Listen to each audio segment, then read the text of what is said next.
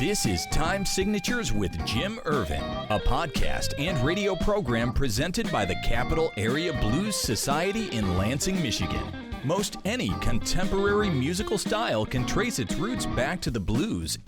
Time Signatures explores the blues and its musical connections with captivating interviews, lively discussions, and news from the world of the blues. You know I'm crying, baby, driving up and down these Michigan roads, yeah. And now, here he is, your host, Jim Ervin. Baby, I'm home.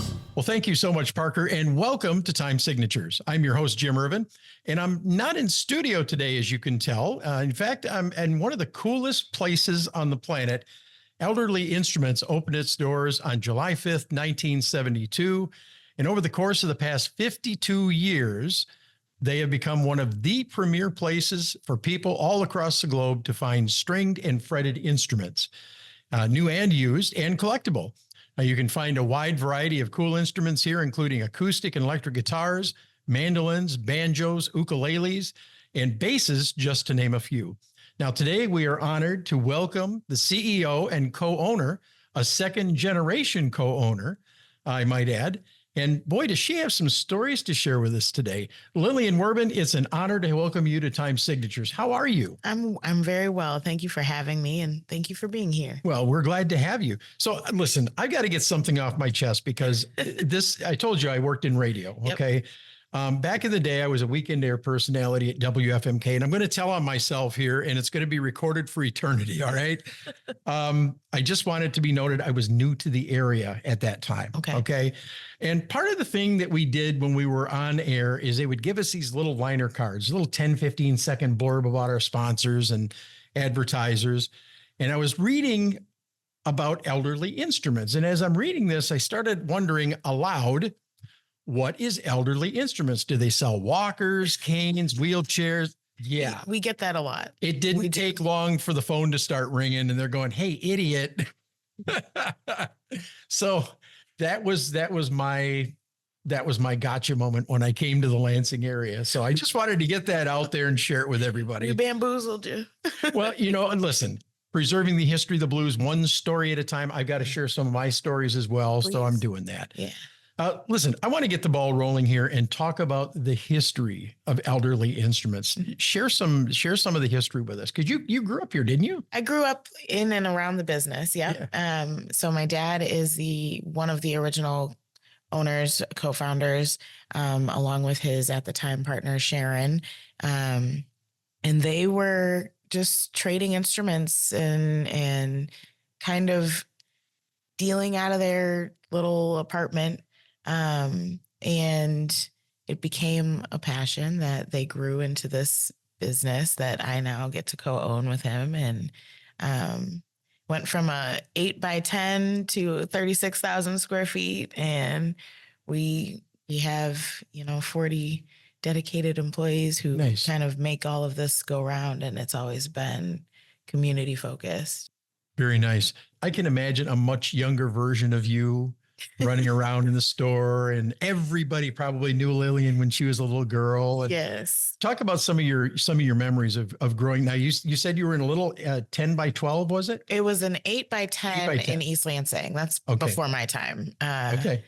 I've only known it here where we are right now. That was the only other location was in East Lansing and now here. Correct. Okay. And so I've only known this location. Mm-hmm. But I love to hear stories from the original location, and there are people who still shop with us who were there first week we were open. So we're really lucky to have that kind of momentum behind us and support. How cool is that to know that you're dealing with people 50 years later, 52 years later, and they're still coming? It's really nice to inherit those relationships. Yeah. And I say it like that because they were cultivated over time, and every single one of them really matters, So it's nice to hear those stories and get to know those people that have been with us, made it possible to be here today. Absolutely. Now, Elderly's been in this location since 1983, correct? Yep. And when you started, you were in the other location for just a very short period of time? We were In the first location from 1972 until 83. Oh, wow. You were there 11 years. Oh yeah, it expanded. So Yeah. they started in the 8x10 and then knocked some walls down Okay, yeah. and then expanded again across the hall. So it was really that we needed more space. Okay. And I hear it was quite the endeavor to move, which Oh, I can imagine. you can imagine. Yeah. So we're happy to be here. Now it's kind of cool. We're sitting in a room that has ukuleles, it has guitars. I see banjos over here. We could have set up literally anywhere in this building and had some really cool backdrops, but I wanted to be in an area that's used on a regular basis. And unfortunately, we're recording this when they're closed. I would have loved to have had some customers milling about. But I wanted to talk to you really quickly about this. You have a lot of members of the Capital Area Blues Society that work here. Some of our musicians, you have Frog, I believe BD worked here for a number of years. Mike Smalley, and of course, James. Yeah. What is it like having these guys around you? Oh, it's always fun. It's never a dull moment. I just say never a dull moment. But it's nice because like they have a connection with the community that I might not have. And that's kind of the magic around here is that every single one of us has a different connection to music in the community that is part of that music scene. And so we really are well equipped to serve musicians. Sure. Sure. And so I think those connections are really important, and I like that they exist. Indeed. Now, your father Stan started this business all those years ago, but when did you take the reins? It was a process. I started in management in 2018 or so. Okay. And that's when I started kind of making more of the decisions and kind of running the show in the back end part of things. So I'd say 2022 officially. Okay. It's my final answer. So is he enjoying the retirement? He is, and he still works sometimes.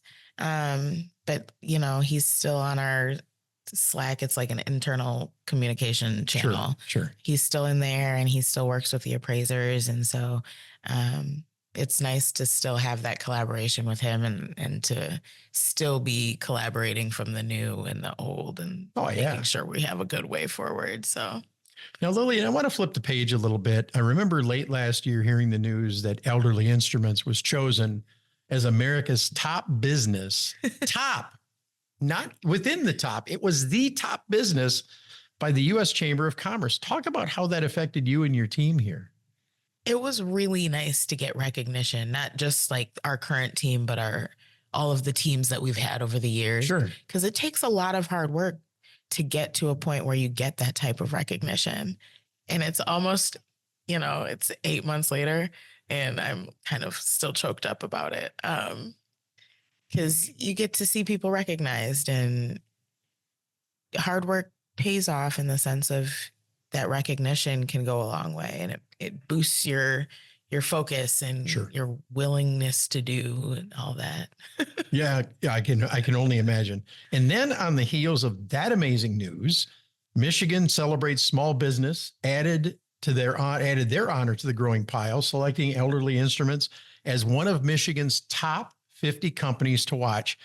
I can only imagine that must have been just beyond compared. You already had the Chamber of Commerce deal and now this. It's surreal. It really is surreal because you want the hard work is so that you can get recognition. And we're serving musicians all over the world. Yes. And for that to be recognized again is just it's a surreal moment, but it feels like you get to be proud of yourself. You get to be proud of your coworkers. You get to be proud of the people that you're building community with. And, it says a lot. And to be something to watch is exciting because it means that not only are we interesting now, that we will be in the future and that we have something to offer. So Now, on April 5th of this year, you announced a new president here at Elderly. Yes. Talk about Michael for a moment. Oh, Michael He's is got a wonderful. history here, doesn't he? He does. He's been here about 10, 11 years now. Started in the sales department, works heading the marketing team in the IT department. And he's really compassionate and careful. Considers other people with a lot of care, and I'm really lucky to have him to balance kind of some of my chaos. Being CEO is no easy feat, and so it's really good to have not only his support but his work ethic and his ideas. The way he approaches the work is quite beautiful to watch. So I'm very lucky. I'm very lucky that he is in the seat that he's in. You know, I have to tell you, part of what I enjoy about getting your notifications, because I get the notifications via text, which you can do too. We will make sure to put links in the information on this episode. Looking at the amazing vintage guitars that you guys have come through the doors, and you guys do such a nice job with the 360 views and detailed information. Thank you. I can imagine that it makes selling them a lot less hectic. How has the internet affected Elderly Instruments in the way that you do business today? I think we were lucky to have a website earlier than some of our competitors, or a robust website, I should say. Certainly, the pandemic has caused internet to be even more important for retailers and how you do business. I think ultimately, advancements in technology have allowed us to de-hassle the staff so that they don't hate their jobs. Ideally, that's the whole point, is so that like we don't replace people, but we make it so that their lives are easier when they're doing the work. And we're pretty careful about that. So. Very cool. You are listening to Time Signatures. I'm your host, Jim Ervin. Today with me, CEO of Elderly Instruments here in Lansing, Michigan, Lillian Werbin. We are just having a wonderful discussion here about Elderly, its history, and we're going to be talking about some of the future, how things are looking in the future. But I just happen to know that you have on occasion had some pretty well-known musicians come through the doors, and even some who are well-known, but not necessarily known as musicians. Talk about that for a minute. I hate to talk about this. It feels like I'm... well, it's got to be kind of cool, though. Oh, it's super cool. Yeah. Don't get me wrong. Yeah. But it's also the kind of thing that I want to protect so that people continue to come and shop in store. Because not every professional or well-known musician wants to be well-known every moment. Understood. And we have an open door policy, in the sense of an open hand policy, I should say, is that pick up the instruments and play them. And you won't necessarily be bothered if you don't want to be. Okay.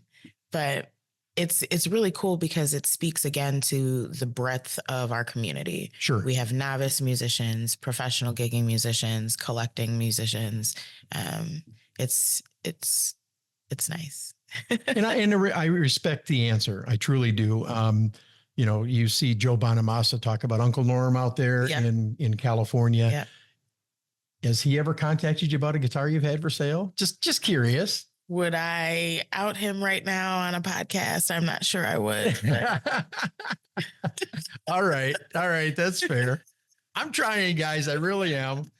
But you're not the first. I think there's something to be said that, like, I don't necessarily want everyone to know where I shop and what I look at and all of that. And so I'm trying to be respectful. It would be kind of cool if one day Joe puts up a post and going, "Hey, check out this guitar I picked up at, Elderly Instruments." We hope he does. That would really be cool. It would. So during your tenure in all these different capacities, are there any Elderly saves the day moments that you can share?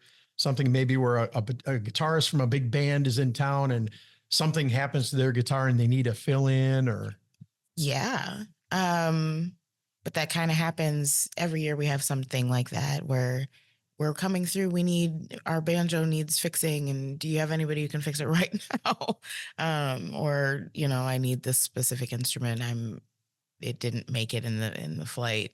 And we're kind of, again, poised well to help. And sometimes that requires after hours work as well. Yes, I it can does. imagine. Yes, it does. Both Dad and myself have opened the store on a Sunday because people didn't know when we were open, which is, if we're here, why not? Sure. It's about making sure that the music is continuing and that people actually have the instruments that they want and need. And so being able to serve on the fly it's an honor, Yeah. Not everybody's willing to do that kind of thing. Right. So this episode is absolutely going to air after your 52nd anniversary, which is July 5th. But I want to be one of the first to congratulate you guys on all of your 52 unbelievably amazing years. Thank you. Looking down the road 10, 20, even 50 years, what do you see for Elderly Instruments? Honestly, much of the same. I don't have grandiose ideas of changing this business immensely. It's more that we want to navigate this new world of modern technology. We need to make sure that we're staying with a competitive edge so that people want to shop with us. And, I think between our repair shop and the way we interact with customers, we have a good shot of another 52 years. That'd be amazing. Absolutely would be amazing. Now, as we draw this episode to a close, this is your chance to shine and tell people about everything Elderly Instruments. Where can we find you on the internet? Where can we find you on Facebook?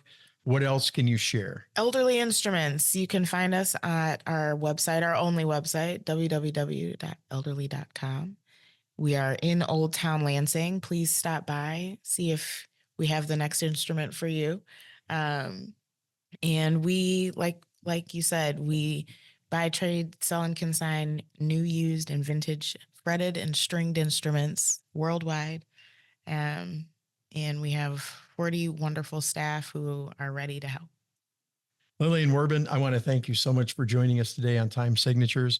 I wish you all the best going forward, continued success. And of course, if you ever need a platform where you want to break some news, you want to share something exciting with the community, by all means, you give me a call. We'll get you on. How's that? Will do. Thank you so much. Thank you for having us. And as we close this episode of Time Signatures, I want to thank each and every one of you, our listeners, our followers, our supporters, because without you, none of this would be possible. Jim Ervin reminding you, keeping the blues alive is everyone's responsibility, but preserving the history of the blues one story at a time, that's my mission. Until next time, so long. This has been Time Signatures with Jim Ervin, presented by the Capital Area Blues Society in Lansing, Michigan. For more information on cabs, visit capitalareablues.org. You can find this episode and past episodes at lccconnect.org. The Time Signatures theme song, Michigan Roads, is used by permission and was written by Root Doctor, featuring Freddie Cunningham. I'm trying, baby, driving up and down these Michigan roads, yeah. Until next time, keep on keeping the blues alive.